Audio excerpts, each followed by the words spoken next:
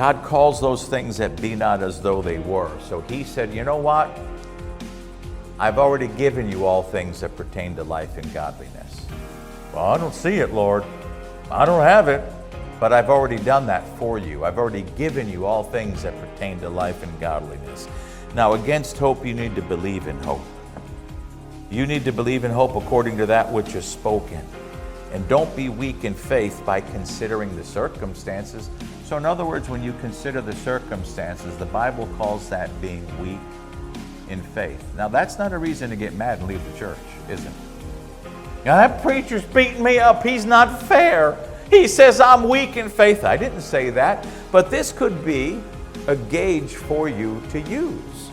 If you want to know where you are on the faith gauge, or the faith graph, if you will, if you consider the circumstances more than the promise, the Bible calls that being weak in faith. What if Abraham focused on that? The Bible says, verse 19, being not weak in faith. He didn't consider his own body.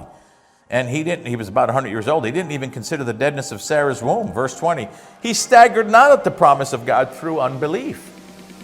Now, when you hear things that cause you to stagger at the promise, that's called unbelief. What should you do with it? Close your ears to it.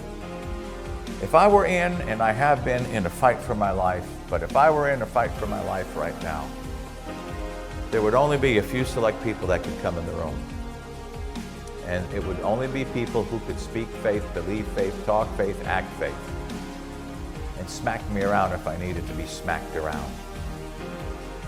I know it's not easy. It's not easy, but you have to understand this. This is how it works for every one of us. I don't know why some people go through things and others don't.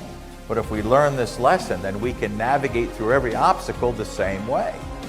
We can approach it the same way. This is how you believe God.